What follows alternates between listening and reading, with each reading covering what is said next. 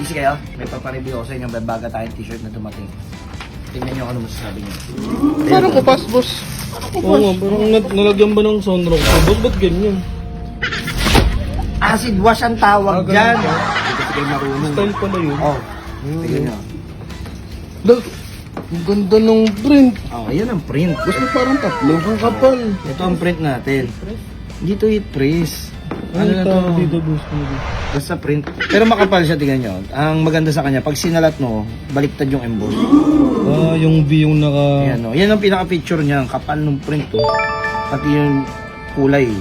Divided Parang by... nagpatong-patong siya. Oh, ano to eh? 30 patong daw. Oo nga, 30 patong to. Kadami naman nun, boss. Oh, yun nga, buntis nga eh. Kasi ito yung likuran. Tignan niyo yung print ng nakakapal. Bago lang to, boss? Bago lang yan. Di, Ano yan, boss? Bakit suot mo na?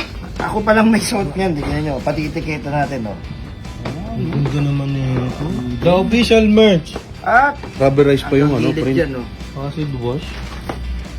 Gilong to. Oh, diba? So ito yung bago nating t-shirt ngayon para sa mga kontrabida natin. 1, 2. Pero kayo, may pambili naman kayo. 1,000 lang daw muna. 1,000 lang muna sa mga makukuha. 1,000 lang? Pambili ako na, sakto. Okay, bili na kayo ha. Kasi sa empleyado binabayaran. Okay? Tara, binigado.